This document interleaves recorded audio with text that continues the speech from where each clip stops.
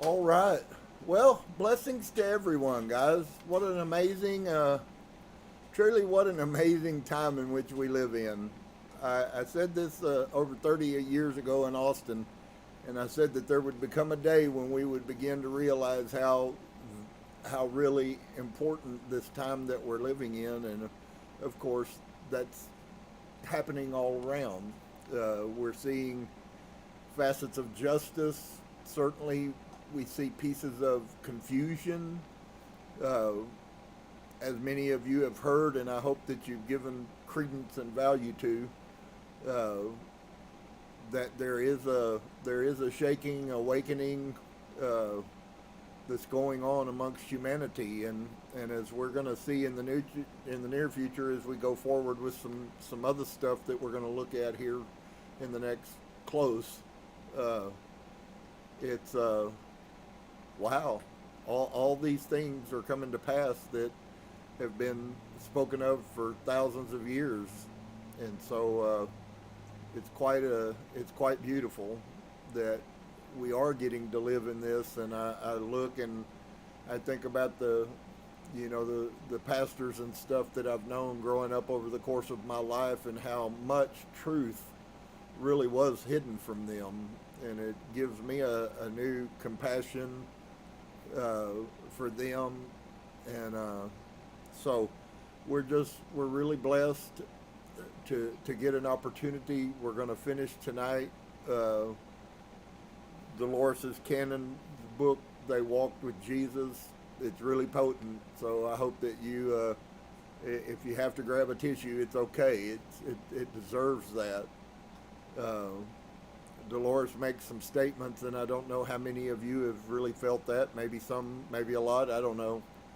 But very, very moving, some of these revelations of who Yeshua was truly as a person. And we're going to see some more of that today. And so as we finish this book up, I hope that you guys have been blessed. That is my desire, is to point. We have so many positive things going on, but then there's the maybe I'm going to coin a new term, the positive, negative things, and so I'm sure that you'll see and hear me speak more about that. I believe that we have lost our way a little bit, and some of the things that you're going to learn that were said over 100 years before the New Age movement started are absolutely manifesting in our world today. And so I hope that you will be enthralled by learning truth. I hope your life is being blessed and benefited. I know that I'm not perfect and my life isn't perfect, but I am orchestrating a much better life than I had And if you have felt any form of condemnation because I used the term that if you don't like your life, the blame is on yourself. That's not in any way to make you guilty of something. It's just a statement of reality. Every human being, whether they have a really good life or have a bad life, have been the main progenitor in that. And when we recognize that it is our decisions that change our life. If we have a bad life and we don't like it, change everything. Change who you are. Change your personality. It popped up in a conversation, and somebody was talking about this person that was always one way, and they're always, and finally somebody was honest with them because nobody wanted to be around them, and somebody was finally honest with the person and told them, don't you understand, nobody wants to be around you because of who you are? And I thought, damn, that hurts. But on the other side, we have to be honest and admit that there's truth to that. The good news is that we can resolve that if we choose to. It doesn't mean without us doing and applying, then certainly nothing's going to change. But when you do and apply, then you begin to watch, even if it's little by little, you can begin to watch life change for you right in front of you. And so I'm very thankful today that his words are true, and that the words that we're also going to look at, which are not his words, although they're all exactly the same thing, has been spoken for at least 12,000 years. And so we're going to get into some of that before we come together. I've been constantly updating as things come through, because there's stuff changing in this time that we live in. I've been telling you that we keep finding pieces of humanity in the lies and the deception and the false belief systems. And so I bring those updates to you when they find a new humanoid. And behold, last week we watched a science special, and the science special was about a find that they have recently found. Now, this is quite beautiful because it validates everything I've been telling you and everything we're going to continue to tell you. That none of what we thought was truth is really truth. And so they found this mummy, and they found it wrapped in an animal hide, very well preserved, so much so that they could get DNA out of it. And they carbon dated this human body. It was a man, human body, humanoid, 2 legs, 2 arms, 7 foot tall. And they carbon dated it, and it carbon dates back 28,000 years ago. Think about that, guys. 28,000 years ago. That is 5 times further than we are from Yeshua to them. 5 times further. And when they ran the DNA on this humanoid, the mass majority of his DNA matched ours. But we have a major issue here, friends. Species don't just normally, without some kind of outward metaphysical power injecting itself, DNA does not change. This humanoid they found that has all of the other parts of its DNA the same as ours. That's why I say humanoid. This thing they found it was either 5 or 6 totally different markers in its DNA. So here's what I will say to you today. If you are still under the curse of the Adam and Eve story, it's a lie. You should know by now that it is a metaphor. It was an allegory.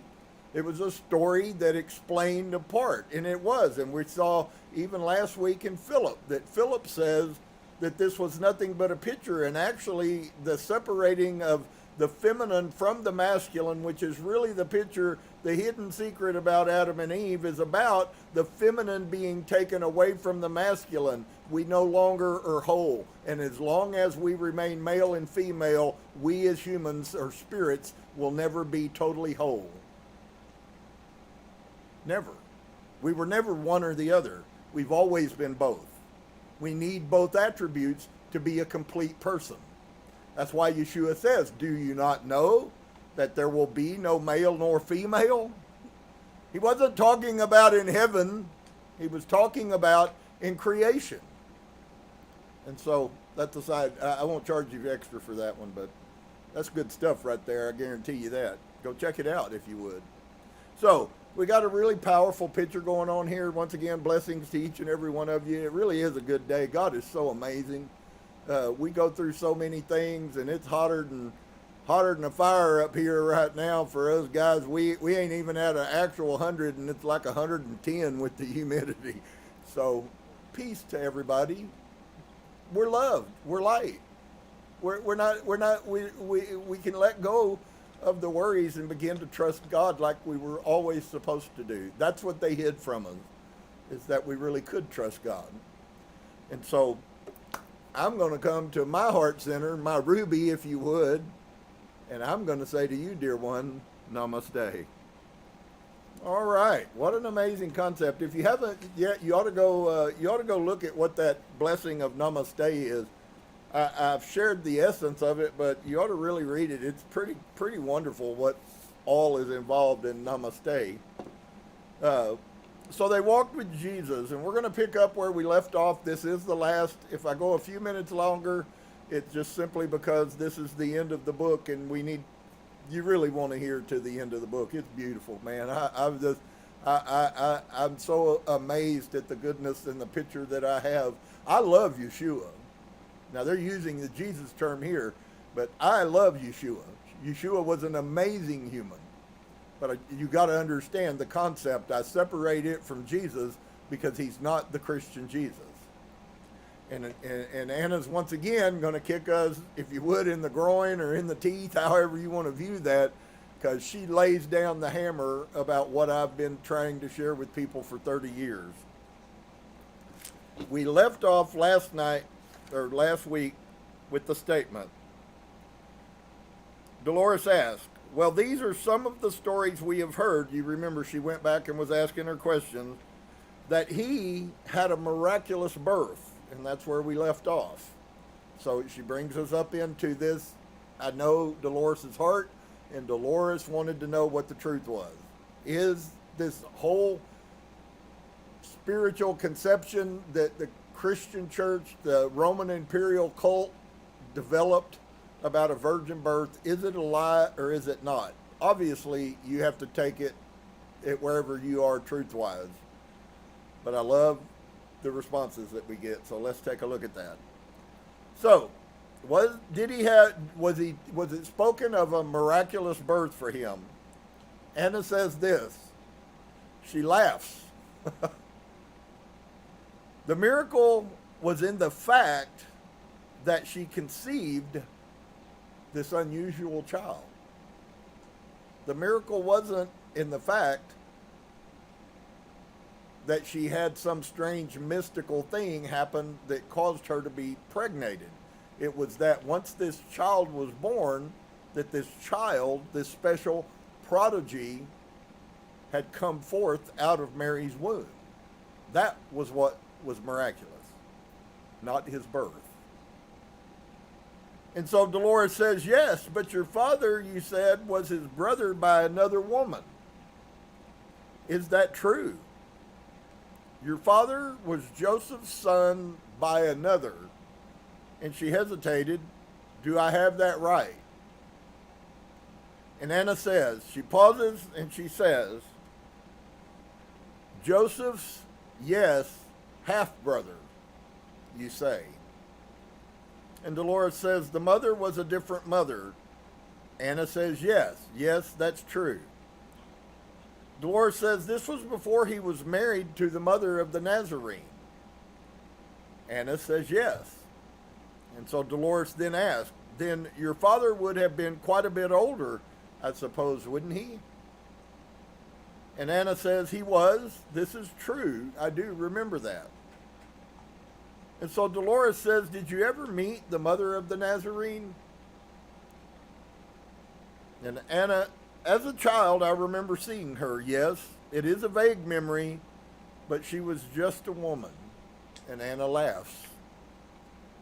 I'm afraid in the stories I have heard, they have tried to deify the mother just because she was the mother.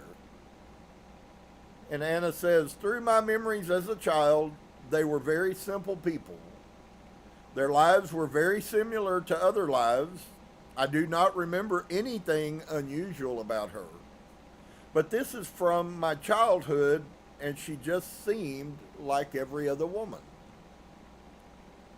And so Dolores says, well, what about Joseph? Did you ever meet him? We don't hear much about the dad. We only hear about the mother. And Anna says, I remember seeing him, but these are vague memories. And this was an average small village I saw them in. They were just doing daily things. This was just your daily life. She did all the same things. I cannot recall anything but them doing what everybody else needed to do to get by. So she washed clothes by hand. She carried water from the well in the town by hand, or had one of the sons or one of the daughters carry the water, but she was just a mom. She wasn't some God thing, any less or any more than we are a God thing. And so Dolores then says, of course, this was a long time ago, and I'm having you remember back so far, but there wasn't anything that stood out as being different. Anna says, no, they were good people. Maybe they had a little more as far as they were not poor. Well, we know that Joseph of Arimathea, who was, I'm suspecting, the brother of Mary, who was the uncle of Yeshua, who was the rich man. They don't pound all of this out in the Christian version. They give you some words that mean nothing other than what they tell you that they mean. And that he was one of the richest people that existed in the nation of Israel at the time. He owned multiple ships that traveled all over the world buying and selling tin and other goods, and Yeshua often was on those ships with him. During that lost 15 years that Christianity doesn't want to talk about. It wasn't lost. He was traveling the world learning truths outside of Israel. And so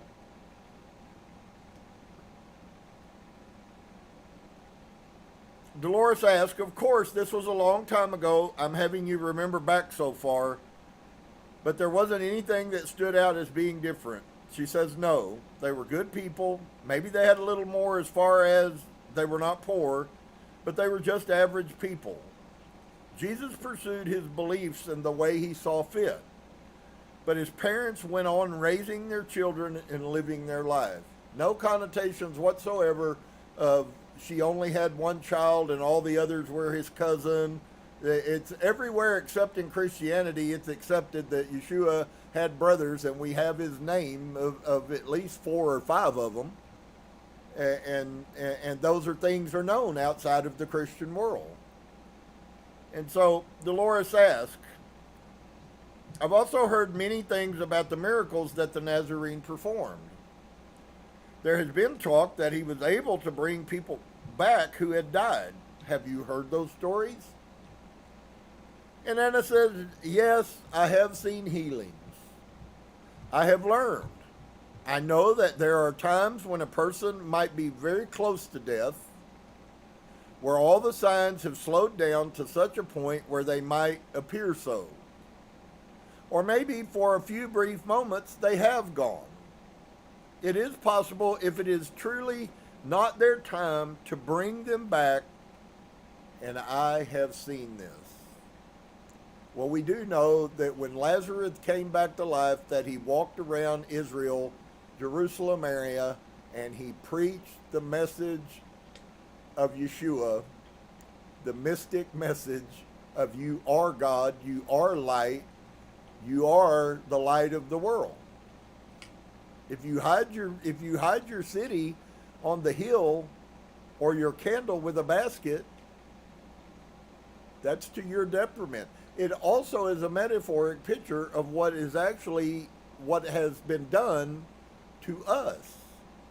We have been covered with a bushel basket, and we have been programmed by previous ones to forget our divinity, and all of a sudden, now divinity is beginning to manifest and surface, and people don't know anything about it. Because we've all been told that we just are what we are. You know, God wanted you to have a horrible life because God wanted you to have a horrible life. That's your destiny. I've heard parents tell children that and then wonder why their kids are screwed up. And so she says, I have firsthand seen these healings. Well, of course she did.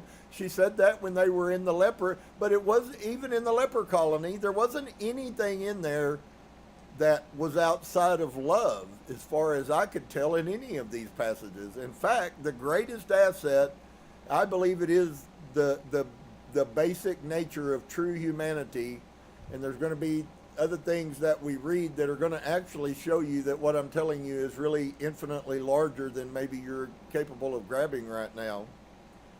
That, love is the center, but how that plays out is a totally different story. What love is and what right and wrong is, that we need to look further into. And so I have no doubts when she says this here that it was very easy to turn the story of Lazarus to being 3 days that he laid dead. And maybe she never heard the story of Lazarus. Who knows? I mean, you know, it's not like they had internet. If you went from one town to the other and the town was 2 miles apart, it was like two different worlds. Because your donkey can't really walk 2 miles very fast. And so Dolores says, have you seen him do this? So she's asking, have you seen the miraculous? Somebody who was on the edge of death, who was touched by the supernatural spirit and brought back to health. And she says, yes, I saw him do it once. And so Dolores says, can you tell me about that experience? I hope this moves you. I hope you'll open yourself and allow your higher self to actually bleed out some, and you will be moved. So Anna says, this I recall when I was in the village of Berel. He was teaching me, and I was allowed to watch as he went from home to home. There was a man with an illness and the fever. And it was not his time, I guess. I remember being in their home and seeing his wife, and there was a young child, and Anna becomes emotional. And I know, it is so hard to find the words, crying, but it was so much more than a physical occurrence. Wow. I'm already liking the tone of this, the vibe of this, if you would. I know that between the Nazarene's healing and the wife's deep emotion, devotion and love, he was brought back. Now, I'm going to tell you something that maybe you've heard. If you've been in a good Christian church, you've heard preachers like me tell people the truth. And I know that if you've been around me any length of time, you have heard it. The supernatural should be natural. We should be functioning in that all the time. We haven't. And we're on a process to regain what's been robbed from us. Many of the pieces in the Bible, friends, that Christianity uses in the wrong context in some cases are absolutely gifts that are ours. Understand one thing. There are no people that are any better than any other people. That is ego and linear thinking that comes out of Christianity. There are no more inspired preachers than another preacher. Maybe somebody is more charismatic. Maybe somebody has more knowledge. But as far as us being any better than anybody else, that's the worst sign that you're trapped in the karma of ego. And ego is very destructive. And so there was a man with the illness, the fever, and it was not his time, I guess. I remember being in their home, seeing his wife, and there was a young child. She became emotional, and I know, it is so hard to find the words crying, but it was so much more than a physical occurrence. And I wanted to say that to you because I believe that some of you, if you haven't, you might get to encounter some of these things that are so fluid spiritually. I know I've shared and I have lots to say, but I know that I've shared with you guys a month ago, 2 months ago, 3 months ago, that I felt like that God was telling me that this was a time for alignment. I can't tell you how many, I didn't hear somebody else say that. That came as I was walking up the stairs in this very room. But I will say that it's amazing, since I said that on the internet, that I have seen other teachers who I do not follow that are saying the same words. Whether you recognize it, whether you even have an understanding of what I'm talking about, and it's highly possible you don't. It's not the end of the world. It would do you well to maybe give it some credence and go pay attention and look. But us aligning frequency wise with Creator Source is really important right now. There is so much going on, so much that you can see, but I promise you, no matter what you can see, it's infinitely more powerful coming from the inside, from the hidden realm. It's the same, but it's powerful. And so please keep that in mind. Like I said, maybe you don't even understand what it means to align yourself with the power, the frequency of God. But it's quite important that you care enough to go find out how to do that for yourself. And so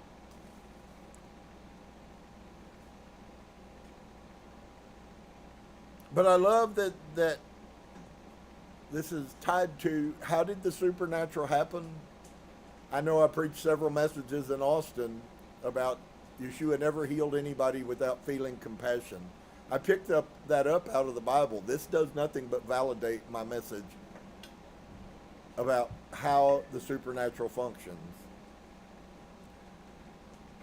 And so this is what she says.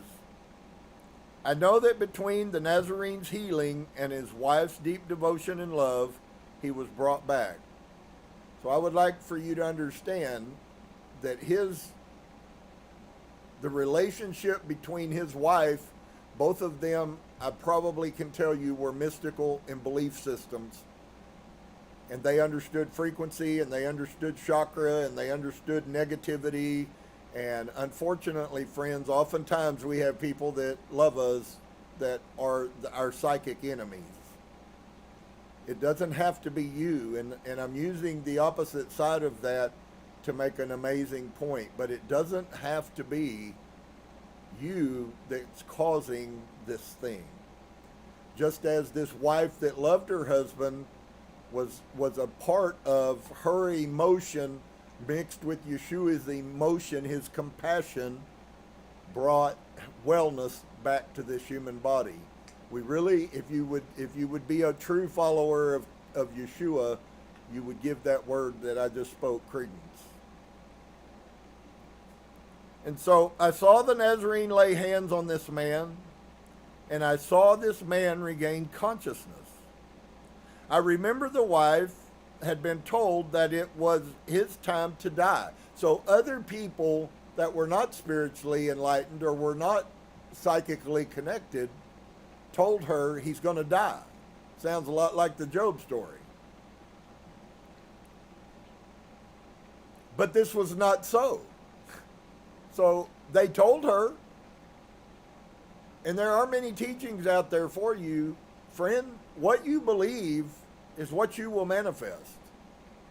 And I wished I could put all of the pieces. It would take a week nonstop to share all of the pieces just that I've found about manifesting. But really the thing that keeps us from manifesting the most is us. And the universe knows whether you're telling the truth or whether you're lying. When you say, I believe God's going to heal me of cancer, the universe knows whether you really believe that or not. And the universe will send you what you believe, not what you need. Please listen to that, because I'm speaking a little bit deeper right now than most people are capable of. The universe will send you what you believe, not what you need or what you want. If Yeshua said it, anybody remember the Bible? Okay, I'm quoting the Bible again. I quote the Bible every day, all day long. What did Yeshua say? If you look at that mountain and you believe in your heart that it will do what you tell it to, it will. He was teaching manifestation. It's not Christian. The Christians can't manifest. That's why there's nobody healing anybody.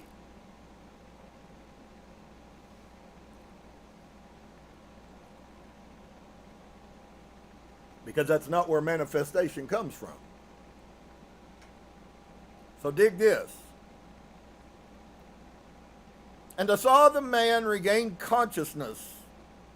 I remember the wife had been told that it was his time to die, but this was not so. And so I would issue a caution to you, because if you're listening to me and if any of this is getting in you and affecting you every day, all day long, and I don't know how it can't, but maybe there are people who spiritually have not evolved enough to be able to accept deeper truth. But I assure you, friend, that there are many people that are going to tell you many things that are not so. And he was brought back from the fever, sniffling. I think it was the training and knowledge he had of himself by living in conjunction with the God source of the universe. Is anybody awake today? The God source of the universe. Friends, do you know that these teachings are ancient? It's really becoming quite apparent that we cannot trust anything really historically within 2,500 years. The only way you're going to find these truths is go back to Thoth and Trismegistus is to get to the ancient point that Christianity did not have the power at that time to change. And so, I think it was the training, talking of Yeshua, and the knowledge he had of himself. Why would he need knowledge of himself to heal? And then ask a question. He told us that whatever he did, we could do it, and we could even do more of it. Why? Because we're going to live 70 years on this life. He was only here for 32 years. He expected us to do the supernatural. In his mind, it was a foregone conclusion that the people that enlighten and find the truth will naturally do the deed. That's cool, because Paul says the same thing. And so, I think it was the training and the knowledge he had of himself by living in conjunction with the God source of the universe. Where? In your heart center. Many of you don't have a clue what I just said. I'm talking what it really means. That's a mouthful, folks. She just gave you exactly the explanation that I had just given you about how to manifest. It comes from inside of you. I think he was aware of what could be done, and of course he was. But it also had to do with the other person's truth and belief in healing. Remember, the universe will never give you what you need and never give you what you want. The universe will give you what you believe. If you don't believe, if you have any doubt, I believe it was Paul that said, if you believe and have no doubt. And now, I used to preach this message and nobody understood it then, and I don't think any more understand it now. This is something, friends, that is so cosmically huge, it's not even funny. Not even funny. You can say all the words you want to, and if you don't believe them, you don't need to waste your time to even say them. This is everything that comes from source. The universe knows us. Knows your frequencies. And can tell how you're vibrating.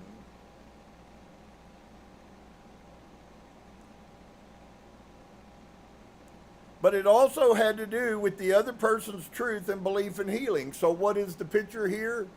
It's not enough just for you. I've said this in the past. People who were in my church have heard me say this. I've healed thousands of people that never got a healing. Wasn't about me. I've prayed for people and seen supernatural healings happen. It was because the child in one situation was a child that was in a coma. There's a time when we're given the power and the authority because the child has no belief system. The child was unconscious. If you go pray for somebody who's terminally ill, God may not heal them, but if you can't believe that there's something that's healing inside of that person, even if you don't see it, then don't waste your time to go. Please keep your prayers to yourself because they're not going to do anything. I know I've said that and offended some in the past. I appreciate the prayers of people who believe what they're praying, but if you don't believe what you're praying, please don't pray for me. And that's not saying I don't value prayer and I don't want prayer. I hope all of you, I wish you would all give me a Care Bear stare every day.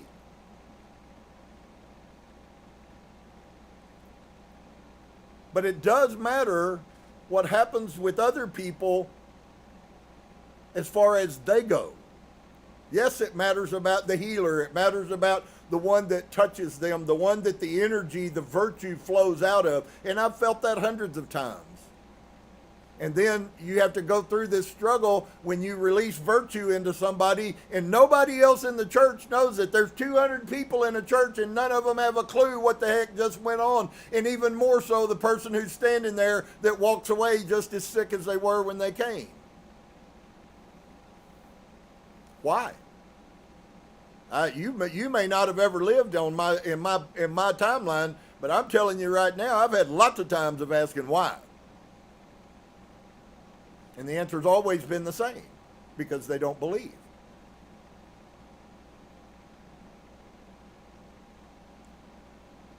So, it does have to do with the person's truth. Well, let's look at this thing, this concept, this person's truth. What does that mean?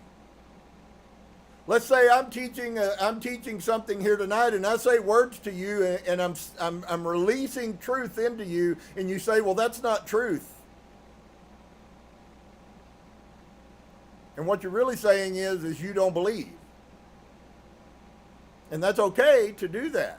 But understand there is a cause and effect for everything that happens. Everything you do, every decision you make is a cause and effect. What happened to you next happened because of what you thought. And so we have to be very careful when we read statements like that. A person's truth. Well, what if that person's truth is that there's no healing? What if you go to a church and they don't lay their hands on the sick and they surely don't expect them to recover, and you go to that church and those people pray for you? What would you expect to get? I know it sounds a little hard. I'm getting less, actually. I'm having less and less struggles with Christians, and I'm seeing some things that Source is bringing along. It's not the people that's the problem, folks. It's the lying words that are the problem. My grandfather believed those lying words, and in that manner, that was his truth. But what if that isn't enough? What if believing in something that's corrupted is no good? It doesn't work. That's why you pray and never get any answers. And so Dolores then asked, do you think he could have done this if a person had been really dead for a long period? And Anna says, no, I think the person had to want to be brought back. So see, once again, what you think, what you believe, what you want inside of you is what the universe brings. That's been one of the greatest revelations, and I've been walking around in a daze for months, but the pieces like this come and nobody seems to understand how huge it is, and yet I can't seem to catch my breath most of the time. Think about that. There's all kinds of things that could be manifesting in our lives, and I'm including myself. There's all kinds of things that could be manifesting in our life that will never manifest in our life until we begin to change, till we begin to believe.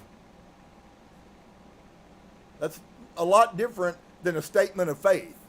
Well, I believe Jesus can heal, but I don't believe he can heal me. You have no clue how many people in church I've encountered like that. Well, I think he could heal somebody. Well, good luck with that one. I don't need to waste my time to touch you and you fall down on the ground and act spiritual.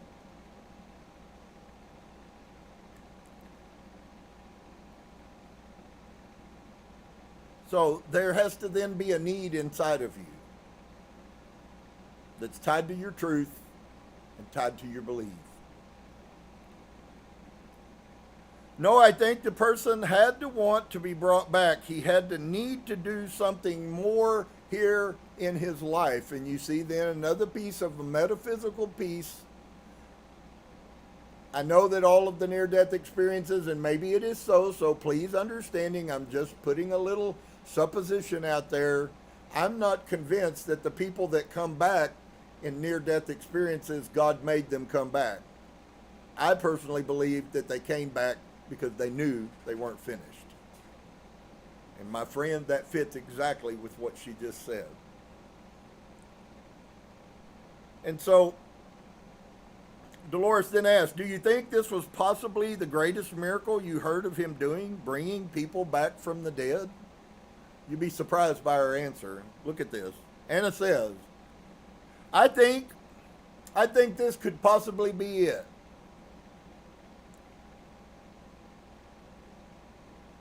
But to me, to see other healings and to make someone whole or bring joy and love back to them or their family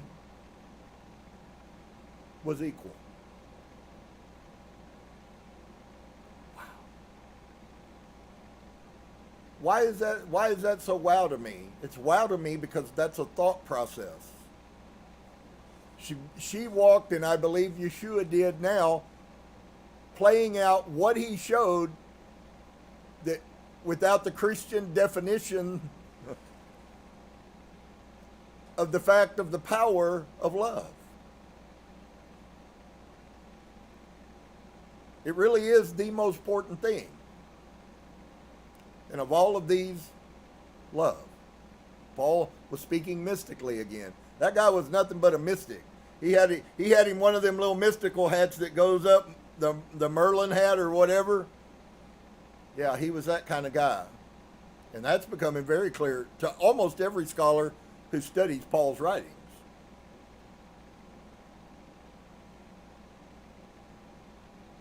And so she sees that there's something about touching people's lives. Here's another little practice, a tool to put in your bag. I don't know if it came from source. I suspect that it did. But we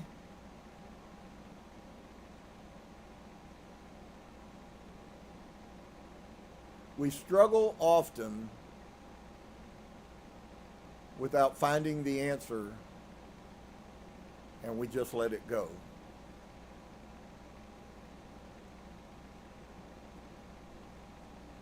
How much is the power of love?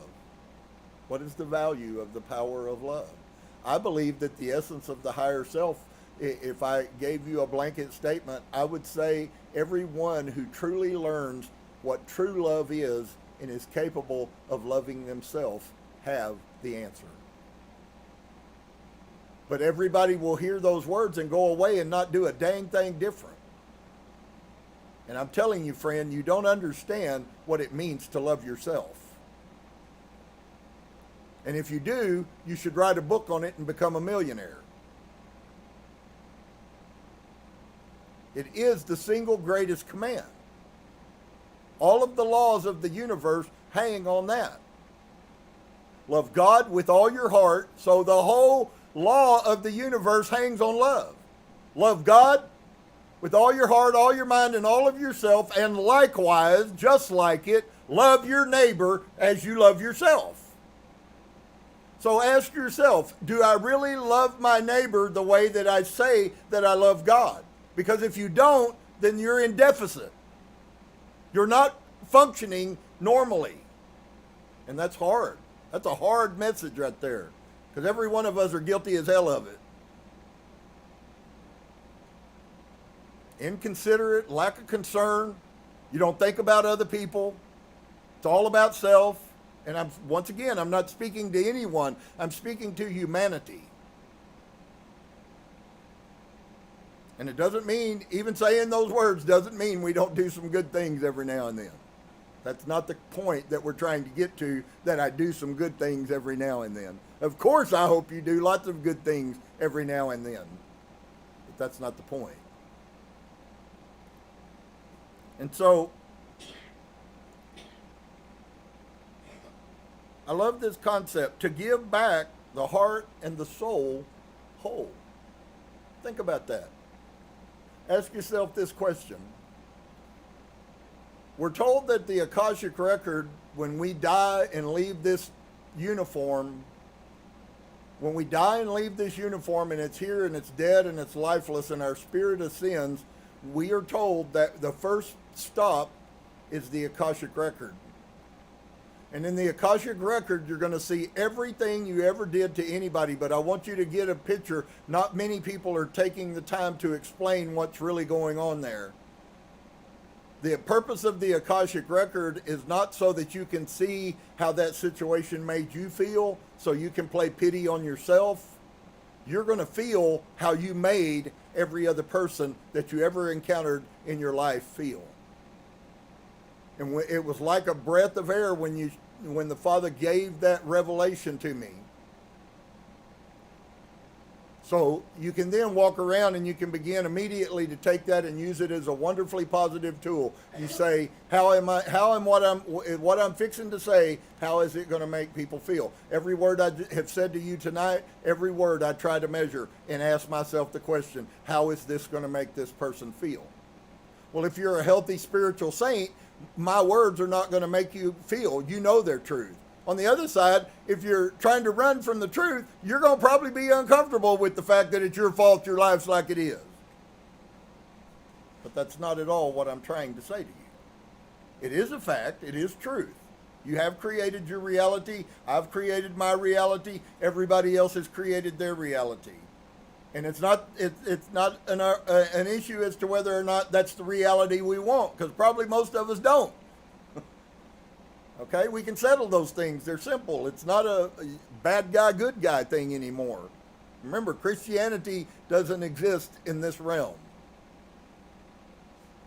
And so, but if you take that tool, I promise you it will make you think about the way you say things to people. If I'm going to have to watch this in the Akashic Record and it's going to hammer me for how bad my mouth hurt all of these other people during the course of my life, all of the things I said when they weren't there, those things are all going to come back to you. When you stand around and hang around with your friends, or you sit at the table and you gossip, all those words you say have psychic power.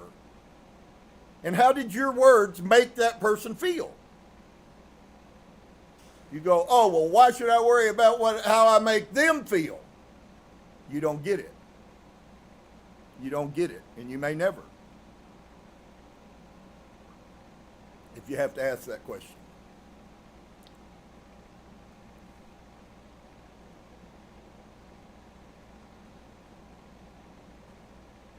To give back the heart and the soul of someone whole. Wow. You talk about a high calling. So just as you can ask yourself, how is what I'm fixing to say to this person, how is it going to make them feel? You could then, in many cases, I believe that's why there's another piece for you, that love covers a multitude of sins. Love does not okay sin. Love understands that there are people that sin that still need love. And when you see it in the proper context, that's an amazing statement. It's not saying it's okay. When your child messes up and does some sin, it's not saying that their actions was okay. It's saying that you still have to love them in spite of their bad actions because they need love just like you do. Wow.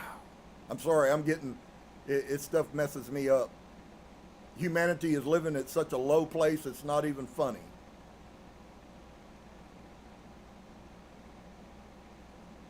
You're going to see in the future here, we're going to read some documents, and one of the statements says that spiritual people can see the people who aren't spiritual simply by the fact of how they treat other people. I thought that's really strange, since Christianity condemns mysticism as being demon stuff.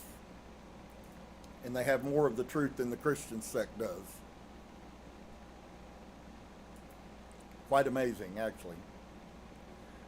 And so I was wondering what it was, in your opinion, he did so many wonderful things. And Anna says, yes, it is hard to say. For each miracle that he created, with the help of that person being healed, and there again, she rehammers that statement. You can't just pray for people and heal people and they don't believe. This is a thing. This is alignment with the universe, friends. And it was a miracle to see the faces of his loved ones. So all the words she's saying are similar to the words in the Bible. The context is what she has that Christianity doesn't have. Because Christianity says as long as you take a bath in Jesus' blood and you use the word righteous, somehow you're okay and everybody else can go to hell. That's Christianity in a nutshell. This is exactly the opposite. It's not okay. What may or may not be okay for you is whether or not you love people properly. And that was as important. That was as healing as the rest. So think about this, dear one, tonight. How you love other people determines their health as well as it does your own. You know, we were taught that we need to forgive people, and I certainly believe that we need to learn, and then we need to learn even a higher level of forgiveness. But I have to tell you right now, if you think that somehow you've done some person a favor that you forgave, you've missed it. You missed the point. The point of forgiveness isn't about the other person. The point of forgiveness is about you. So I hear all of these people, I could never forgive that person. They hurt me 60 years ago and I just can't get over it. And it's like, okay, well, all you're doing is destroying yourself. You're not hurting that person a bit. All you're doing is destroying yourself. Folks, when we say and do many of the things that we say and do that have been with us our whole life, whether we still have the concept or not, you are hurting or destroying your own self. Whether you say it out loud or whether you don't. That's what your thought is. What you believe is what you think. So, but it took somebody else's help besides just Yeshua. I taught this message about where he goes into the town and it says he didn't do many things there because why? You remember that in the Bible? It says because they didn't believe. He packed his stuff and he left. And it was a miracle to see the faces of his loved ones. That was as important that was as healing as everything else. We are the light of the world. We are the salt. And so Dolores says, yes, I think it is wonderful that you were allowed to be acquainted with him and to learn from him. It was very important, and I think you have done much in your own way, too, by helping other people. Anna says, I tried. And Dolores says, in sharing these teachings with other people, this is very important. I think you have done a great deal with your life, too, in that way. All right, I want you to move ahead to the last day of your life in that lifetime, and you can look at it as an observer if you want. It won't bother you at all to look at it and tell me what happened on that day. And Dolores says the shift was immediate. She didn't even have to count 1, 2, 3. And Anna says with a big sigh, I know it is my time. I think I am just worn out and ready to go. And Dolores says, you lived a long life, didn't you? Anna says, yes. I think there are a few that I have worked with that might take my place, that will work in this village and do the pilgrimage and will carry on. But I have walked outside the village to this place that I go to, and I am sitting against a tree. This is where I usually think or pray or speak to the Nazarene. And Dolores says, oh, he still speaks to you there? And Anna says, yes. Oh, I could feel him no matter where I am, but here I am away and not preoccupied. I can sit in peace and truly feel the light and the warmth and the glow that radiates slowly. And so he will welcome me to the next level. And so Dolores says, let's move ahead till it has already happened. What do you see? And Anna laughs. She says, I can do this. This is very different. I can see my body. And she chuckles. I can see me just leaning against my tree, sitting there very peacefully. Well, just so you know, if you go listen to how most of the NDEs go down, that's exactly. So why I said what I said a while ago is, what if it really is a misunderstanding, and it's certainly possible that the people that come back not because God made them come back. They came back because they knew inside of their inner self, which is where God is anyways, that they were not yet done. They had not finished. And there's all kinds of ways that we can get that understanding, but that's certainly one. What she's saying here is an NDE. She just chose not to be one of the ones that came back into her body. She was done. She had lived her course. And there does also come that time, but it's not the end of anything. It's simply the next stage. You'll see she says that. So she's standing there looking at her body, an old woman leaned up, sitting down on the ground, leaned up against a tree. In her spirit, it's time to leave.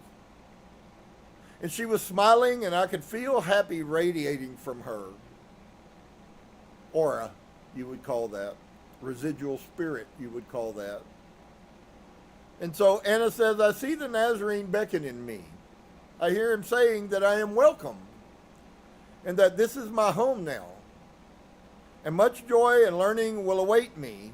And I see this path in front of me, and it seems we are on another pilgrimage.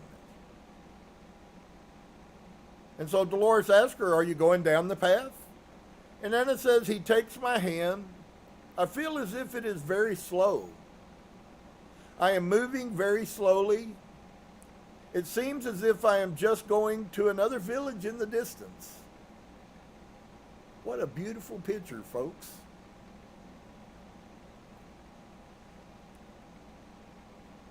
I feel like I'm coming home and being where I am supposed to be.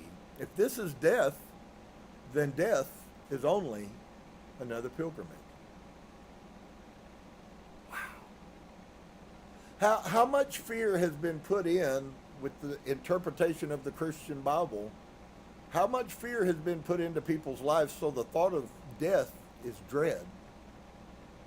Do you understand that when they use fear against you, it's a sign that it's not from God?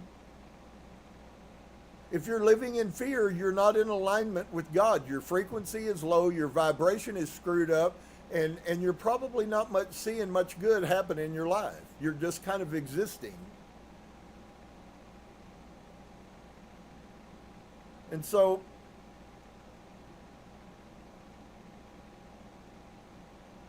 Dolores then asked her,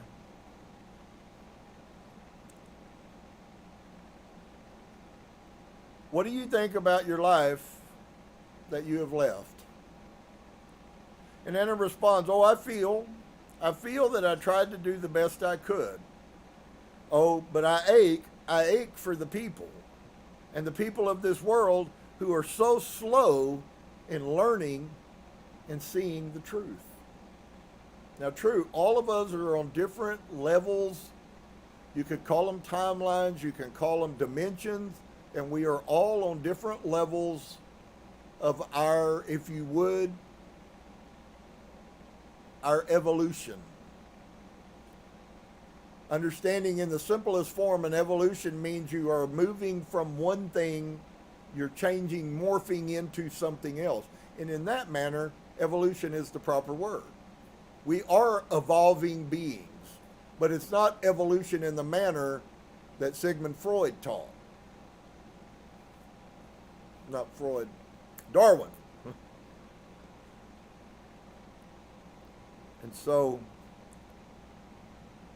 she believed that she did the best she could, but she still heard it even in the spirit realm for the people, the lepers. What an amazing heart this girl had, if nothing else. And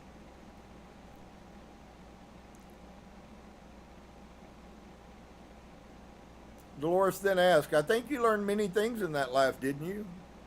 And Anna says, oh, I was so blessed in that life. I was filled with love and caring, and the Nazarene never left me.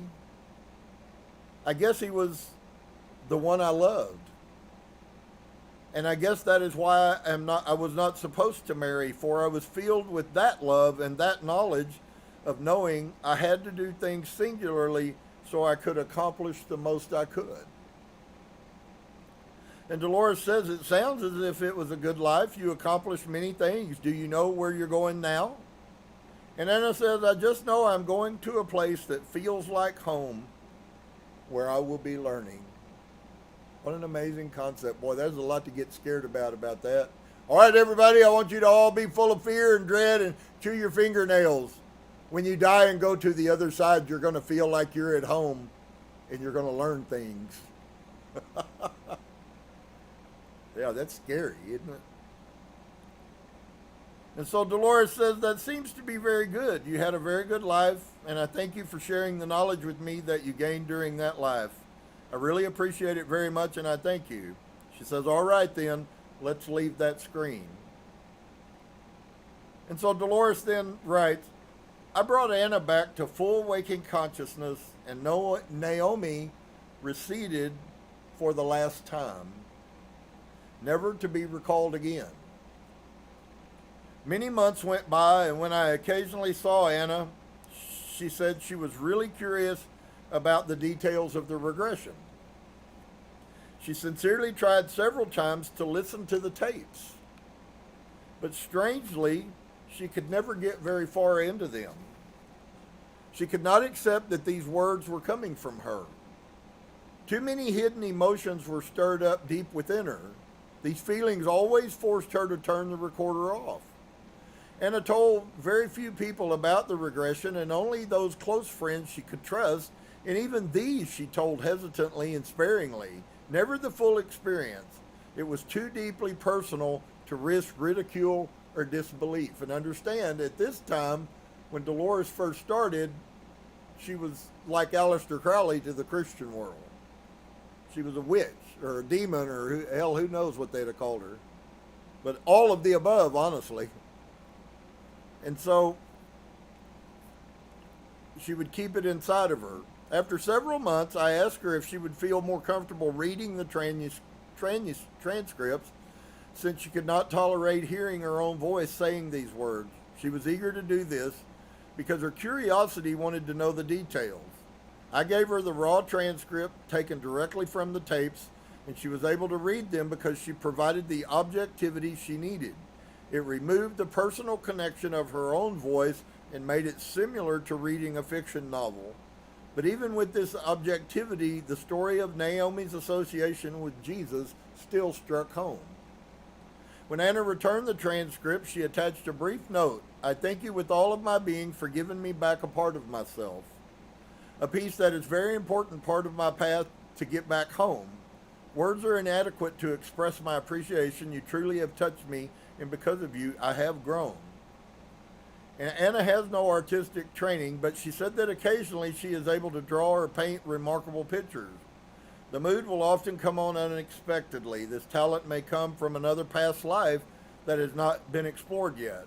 After these sessions about Naomi's association with Jesus, she inexplicably sketched the enclosed picture.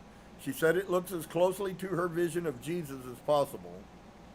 The memories of her association with Jesus receded into the subconscious, and the lives of these two women returned to normal. But I wonder if they would ever be truly normal again. They returned to their everyday lives, and the regressions were forgotten. It had been an interesting interlude and nothing more. It had helped Mary understand problems she had had relating to men during her past life, and I believe it allowed her to understand where these feelings came from and how they were inhibiting her. She developed a relationship with a male friend, immersed herself in her nursery business. This and the care of her young children was enough to keep her fully occupied. And I'll show you, if you don't have a book, I hope you can see it.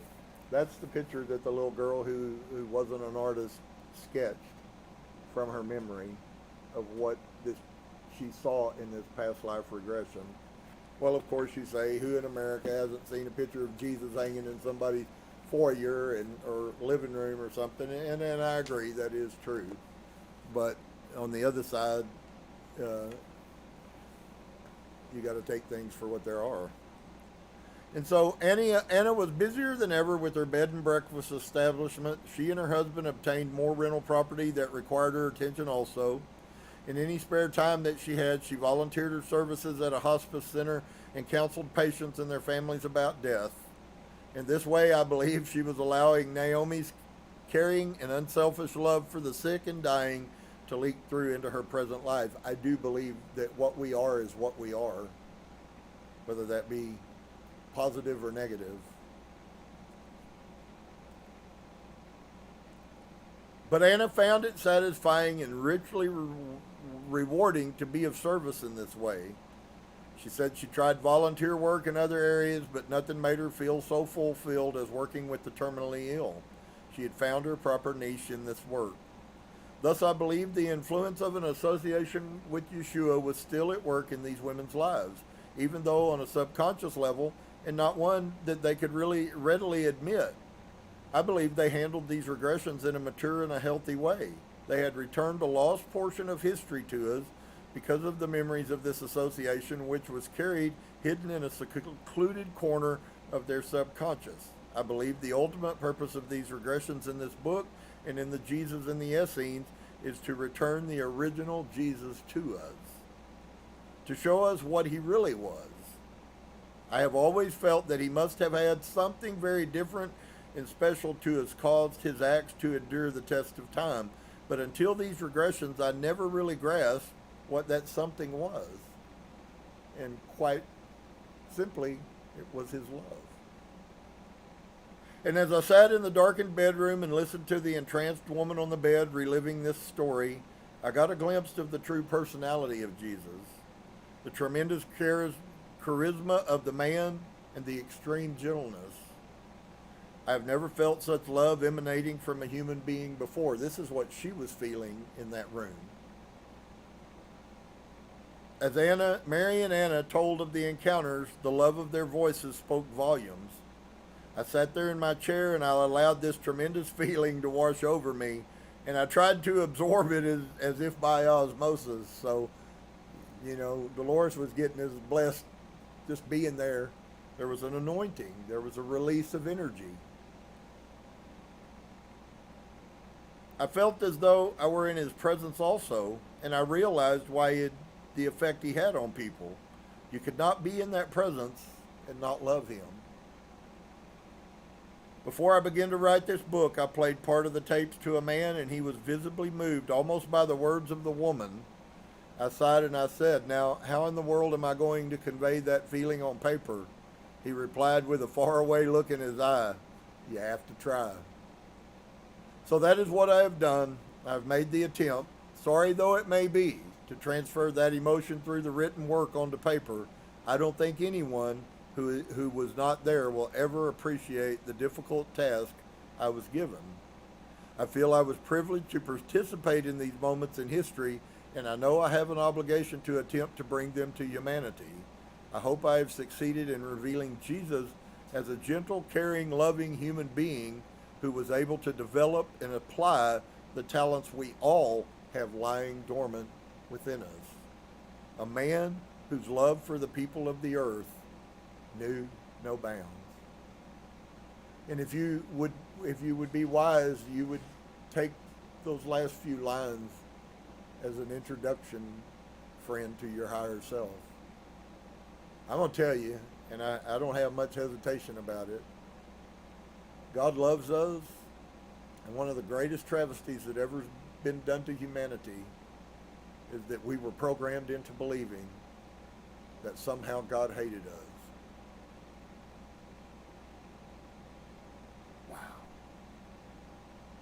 Wow.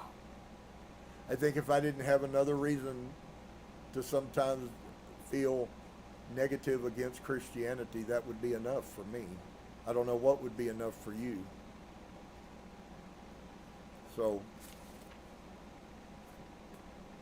I would say personally we have been quite blessed. I hope that you've been moved. I've felt these things almost every time we read.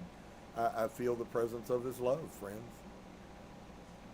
So when we begin to understand that, then I hope that you'll be blessed to think about going through the day. What would it be like to go through the day and to live in that love every day, all day long? Well, unfortunately, we really can't get there from here, can we? I mean, not and stay here. We can get there. And we can get there and stay on this earth. But we can't stay here and get there. And so I hope that you take those words with the love that they're sent. If you're feeling condemned, don't. If you're feeling a sinner, don't. If you did wrong, acknowledge you did wrong, make right, and go forward. Let it go. Now, don't be doing the same thing over and over again, because that's just lunacy, but we still do it, right? All of us. So, love yourself. That's the start. And that doesn't mean me. So, blessings to you. Come right back to the Ruby, to the Heart Center. And I say to you again tonight, Namaste.